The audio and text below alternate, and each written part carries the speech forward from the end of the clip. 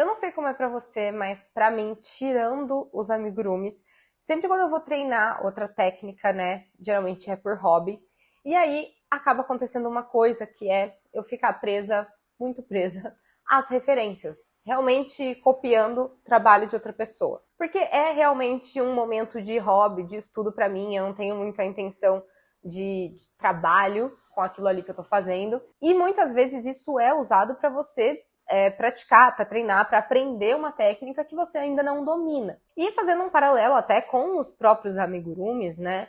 É uma coisa que quando você está no começo, o paralelo a isso é você pegar receitas de outras pessoas e reproduzir e seguir aquela receita, porque você ainda não consegue criar a sua própria. Então você pega uma receita que já está pronta, que alguém já criou, e vai fazendo aqueles amigurumis seguindo aquele passo a passo. Mas no caso de outras técnicas, às vezes você não tem muito esse passo a passo, como por exemplo, um desenho, uma aquarela. Tem até, em alguns lugares, você consegue ter um passo a passo de construção de um desenho ou de uma aquarela, mas muitas vezes eu pego já um trabalho pronto e tento reproduzir aquilo. E isso é realmente como uma forma de estudo, de aprendizado, tá? Mas aí isso acontece como resultado um certo problema que é eu ficar muito apegada a essas referências. Porque quando você tá lá, sei lá, um papel em branco, quando você tem essa referência, essa coisa que você vai copiar, você já tem mais ou menos o resultado do que você quer naquele seu desenho, naquele seu papel em branco, né? Você já tem meio que o resultado previsto. E quando você vai realmente criar alguma coisa do zero, você não tem essa referência final, a coisa fica muito mais difícil.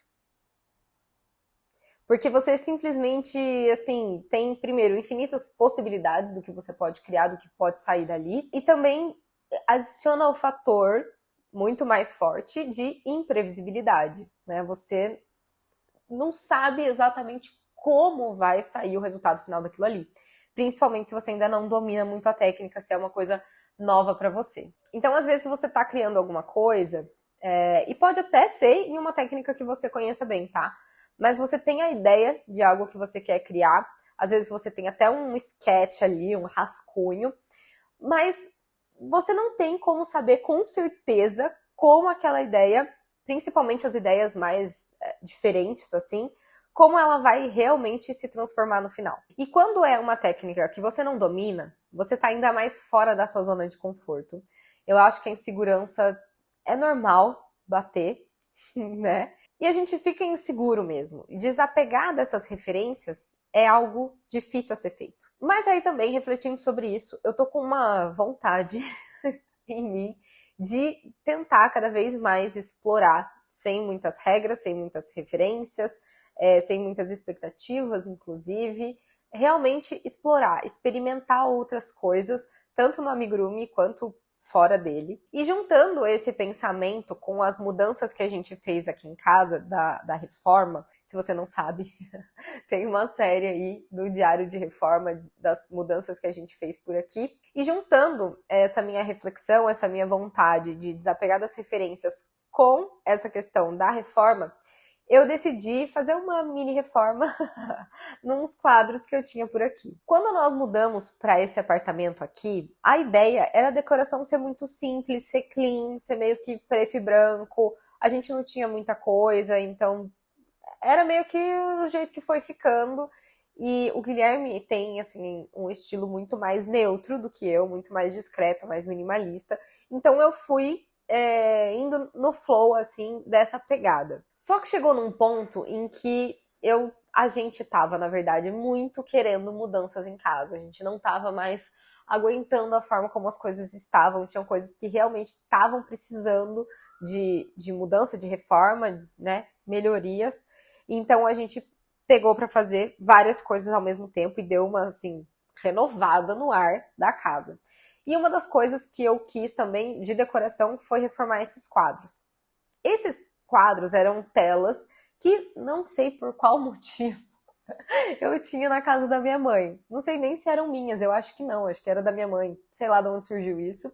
Eu peguei essas telas e certa vez pintei, daí junto com o estilo do que era a casa antes, eu pintei de preto o fundo e fiz bordados com uma linha branca. Só que na verdade o resultado nem ficou assim tão legal. Eu curto muito essa coisa da mistura de técnicas, então era uma tela com tinta e eu queria bordar em cima, mas eu também tinha um pouco de medo, porque eu nunca tinha feito isso. Então, eu acho que a linha. Acho não, com certeza.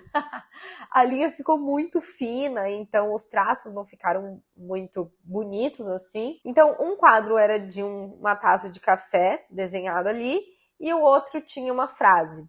Esse do café estava guardado já, a tela faz tempo, mas o da frase estava pendurado na parede junto com os espelhos e uma mandala, que também era preta. Então, nessa reforma, a minha ideia era tirar a mandala preta, tava tudo meio pesado, eu queria cores. E aí, eu ia, então, reformar os dois quadros, porque eu já tinha, né, dois, ia dar certo na composição.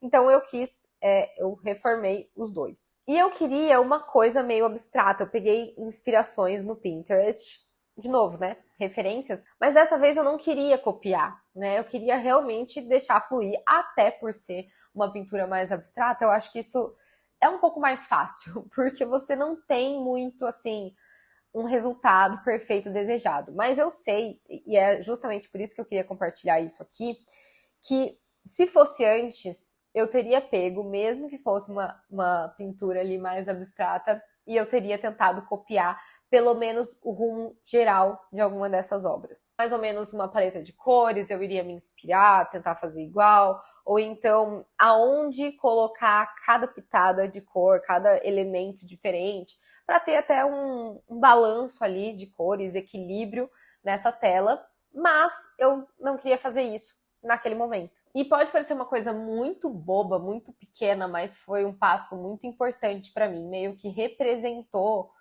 uma libertação, assim, de eu realmente me permitir fazer algo mais livremente mesmo, sem muita referência, simplesmente deixar fluir, meio que rabiscar uma tela com as tintas ali, sem muita expectativa de como iria sair, porque o meu pensamento foi uma coisa muito simples, mas o pensamento foi: se der errado, é uma tela, da mesma forma como eu estava ali pintando por cima de algo que eu já tinha feito, eu poderia simplesmente fazer isso de novo. Né? Se eu não gostasse do resultado, eu poderia simplesmente tentar de novo, pintar de novo, ou comprar uma tela nova e tentar de novo, e fazer de novo, conforme, né, eu aí gostasse do resultado. Então, era uma coisa muito, muito pequena, muito simples. E eu vejo que isso acontece em diversos casos, em diversas áreas, com várias pessoas. A gente fica com medo de tentar uma coisa diferente, com medo de errar no resultado. Só que são coisas muito pequenas. Eu faço um paralelo com isso, com o tricô, por exemplo. Aconteceu comigo também e eu vejo que muitas pessoas têm medo de tentar fazer tricô. Medo. Mas eu falo, cara, qual que é o maior problema que você vai ter se você tentar fazer o tricô e der errado? Se você já faz crochê, a única coisa que você vai precisar investir para fazer tricô é um par de agulhas. Que, assim, sei lá, custa menos de R$ 20 um par de agulhas comum, assim, sem muito frufru, sem ser uma agulha importada. Então é uma coisa, além de tudo, barata. Você não perde muita coisa para tentar fazer algo que, às vezes, ali dentro de você, você tem muita vontade de tentar fazer. Eu acho que o ganho que a gente tem é muito maior do que a perda que a gente teria se por acaso desse errado.